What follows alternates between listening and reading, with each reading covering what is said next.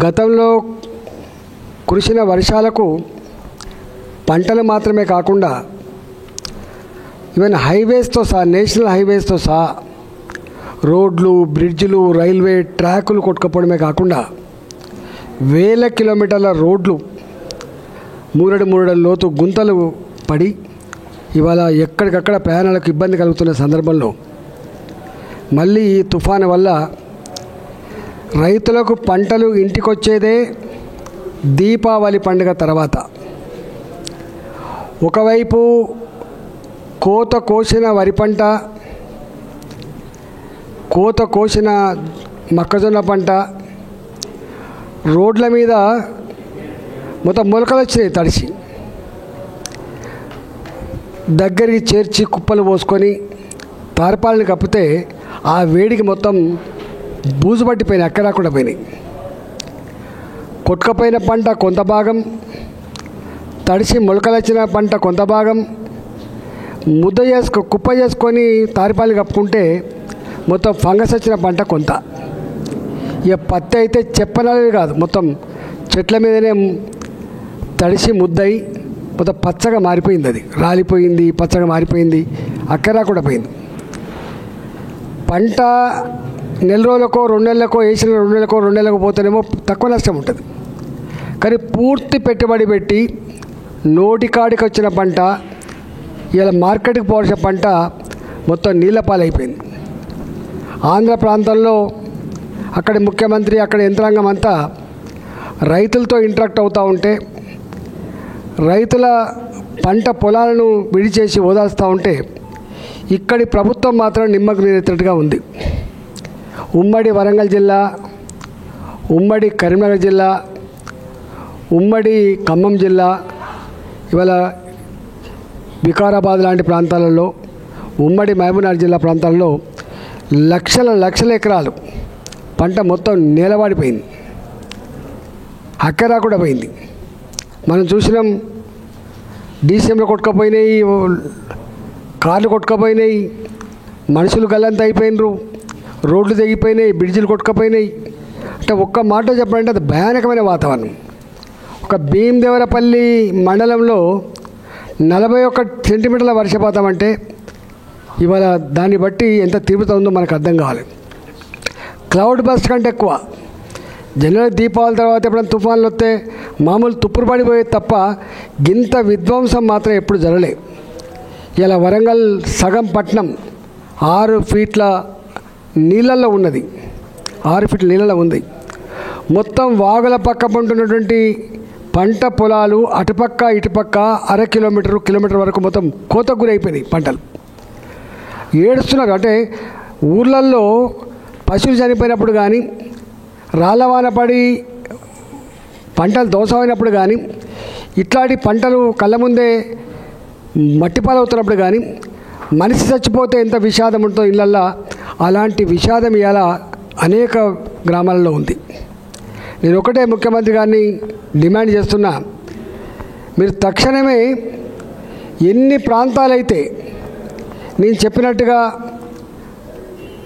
మొలకలు వచ్చినాయి కావచ్చు, బూజు పట్టినవి కావచ్చు, కొట్టుకపోయినాయి కావచ్చు, లేదా మునిగిపోయినాయి కావచ్చు, కోతకు గురైపోయినాయి కావచ్చు, ఇళ్ళల్లో నీళ్ళు వచ్చినాయి కావచ్చు, వీటన్నిటి కూడా మీ అధికారులని, మీ యంత్రాంగాన్ని మొత్తం అప్రమత్తత చేసి తక్షణమే ఫీల్డ్ మీదకి పంపాలని, రైతుల్ని ఓదార్చాలని, రైతులకు ఒక భరోసా ఇవ్వాలని, రైతాంగానికి, నష్టపోయిన రైతాంగానికి తప్పకుండా ఆర్థిక చేయూత ఇవ్వాలని చెప్పి నేను డిమాండ్ చేస్తూ ఉన్నా.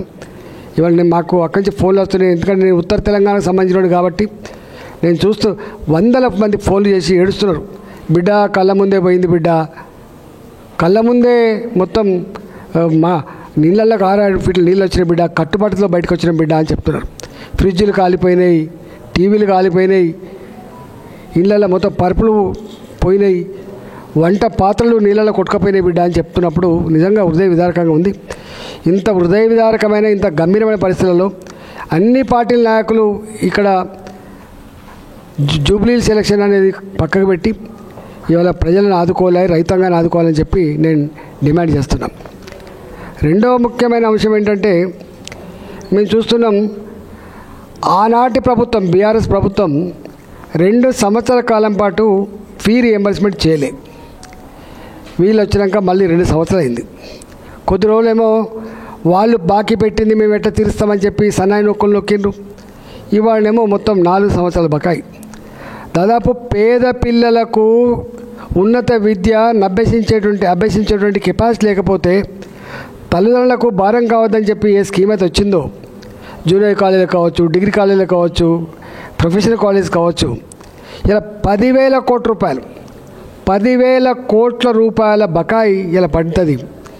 నువ్వు ఏ విద్యార్థి తన డిగ్రీ పూర్తి చేసుకున్నా, ప్రొఫెషనల్ కోర్సులు పూర్తి చేసుకున్నా పాత బకాయిలు గవర్నమెంట్ ఇస్తలేదు కాబట్టి, రాలేదు కాబట్టి మీరు డబ్బులు కట్టి సర్టిఫికేట్ తీసుకోమంటున్నారు.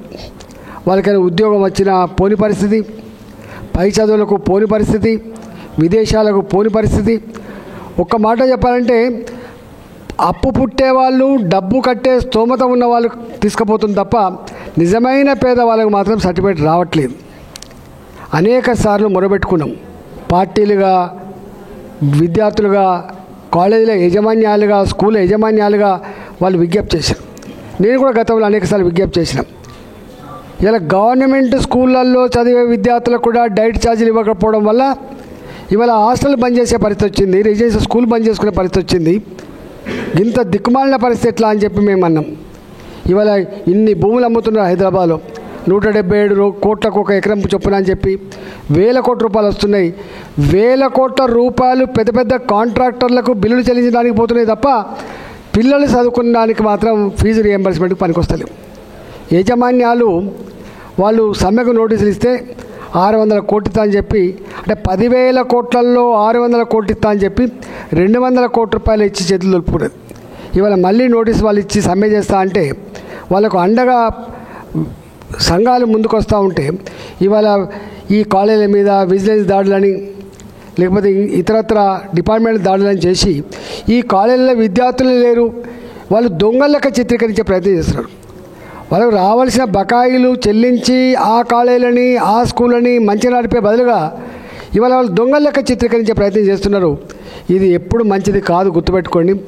ప్రభుత్వం అనేది సమస్యను సానుకూలంగా అర్థం చేసుకొని, దాని తీవ్రతను అర్థం చేసుకొని దాన్ని పరిష్కరించాలి తప్ప ఎదురుదాడి చేసి ఇలా చిన్న యాజమాన్యాల మీద నువ్వు ఉక్కుపాదం పెడతా అంటే ఇవాళ నీ చేతిలో అధికారం ఉందని చెప్పి వాళ్ళ మీద ఉక్కుపాదం పెడుతుండొచ్చు, వాళ్ళని ఇబ్బంది పెడుతుండొచ్చు.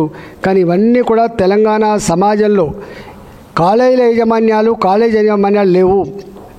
వాళ్ళ కాలేజీలో చదివినటువంటి లక్షల మంది విద్యార్థుల, వాళ్ళ తల్లిదండ్రుల, వాళ్ళ చుట్టాలకు సంబంధించిన అంశమైన విషయం మర్చిపోతున్నారు. ఇవాళ చీకొడుతున్నారు ప్రజలంతా కూడా. మీరు తక్షణమే ఇట్లాంటి దాడులు, ఇట్లాంటి బెదిరింపులకు పక్కకు పెట్టి సానుకూలంగా స్పందించి వాడి బిల్లులు పే చేయమని చెప్పి కోరుతా ఉన్నాం. ఇంకొక ఏరియా ఉంది, చాలా ఇంపార్టెంట్ ఏరియా. ఇలా గ్రామ పంచాయతీలలో పనిచేసినటువంటి వార్డు మెంబర్లు కొంత పనిచేసిండ్రు, 50,000 లక్ష రూపాయలు. ఉప సర్పంచ్లు పనిచేసిండ్రు, సర్పంచ్లు పనిచేసిండ్రు, ఎంపీటీసీలు పనిచేసిండ్రు, జడ్పీటీసీలు పనిచేసిండ్రు. చిన్న చిన్న కాంట్రాక్టులు కమ్యూనిటీ హాల్ల కోసమో, సిమెంట్ రోడ్ల కోసమో, డ్రైన్ల కోసమో పనిచేస్తే ఇవాళ ఎప్పుడో చెప్పిండ్రు మొత్తం ఈ పోయిన దసరా, ఈ దసరా కాకుండా పోయిన దసరాకు మొత్తం బిల్లులను కూడా పే చేస్తామని చెప్పిండ్రు. మళ్ళీ అడగంగా మొన్న దసరాకు పే చేస్తామని చెప్పిండ్రు. ఇప్పటికి కూడా పే చేయట్లేదు. వాళ్ళు 10%, 12% లంచం ఇచ్చుకునే స్థాయి లేక, వాళ్ళకు సోర్స్ దొరకక, ఆ చిన్నవాళ్ళు సచివాలయాన్ని అడుగు పెట్టలేక, నీ మంత్రిని కలవలేక ఎంత ఇబ్బంది పడుతున్నారో మనం చూస్తూ ఉన్నాం. ఇవాళ వాళ్ళు అనేక మంది అప్పుల పాలై ఇలా సూసైడ్ చేసుకునే సందర్భం, సూసైడ్ అటెంప్ట్ చేసుకునే సందర్భం చూస్తూ ఉన్నాం. ఇంత భయంకరమైన, ఇంత దరిద్ర పరిస్థితిని ఎప్పుడు ఫేస్ చేయలేదు. అందుకనే ముఖ్యమంత్రి గారు ఇవాళ వాళ్ళ మంత్రుల మధ్య ఉన్నటువంటి వైరుధ్యాలు, వాళ్ళ మధ్య కొట్లాటలు, వాళ్ళ మధ్య పంపకాలు, వాళ్ళ మధ్య దందాలు సరిపోతున్నాయి తప్ప ఇవాళ ప్రజలు పట్టించుకునే పాపాన పోలేదు. నేను ముఖ్యమంత్రి గారిని ఒకటే విజ్ఞప్తి చేస్తున్నా, డిమాండ్ చేస్తున్నా, మీ ఇంటర్నల్ ఫైటు, ఈ దరిద్రపు ఎన్నికలు ఇవన్నీ పక్కకు పెట్టి ఈ ప్రజలు ఎదుర్కొంటున్న సమస్యల మీద దృష్టి పెట్టి వీటిని పరిష్కరించాలని చెప్పి నేను డిమాండ్ చేస్తున్నా.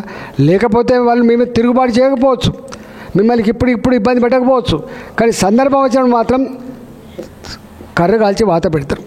గతంలో కేసీఆర్ కూడా గిట్టే అనుకున్నాడు, నన్ను ఏం చేస్తారు, వాళ్ళ శక్తి ఎంత, వాళ్ళ కథ ఎంత అని చెప్పి ప్రతి ఒక్కరిని సప్లై చేసే ప్రయత్నం చేసిండు. ఇవాళ వేల కోట్లు ఖర్చు పెట్టినా కూడా కేసీఆర్ని ఎట్లా బొందబెట్టిలో మనం చూసినాం. కాబట్టి రేవంత్ రెడ్డి గారు కూడా ఈ అధికారం శాశ్వతం కాదు. కాబట్టి అధికారం ఇచ్చింది ప్రజల మీద దౌర్జన్యం చేయడానికి, అక్రమ దందాలు చేయడానికి, దోసుకోవడం కోసం, లేకపోతే దాడులు చేయించడం కోసం కాదు. కాబట్టి తక్షణమే భూమి మీదకి వచ్చి గతంలో ఏం జరిగిందో అర్థం చేసుకొని ఇవన్నిటిని అడ్రస్ చేయాలని, ఇవన్నిటిని పరిశీలించాలని చెప్పి నేను డిమాండ్ చేస్తున్నాను.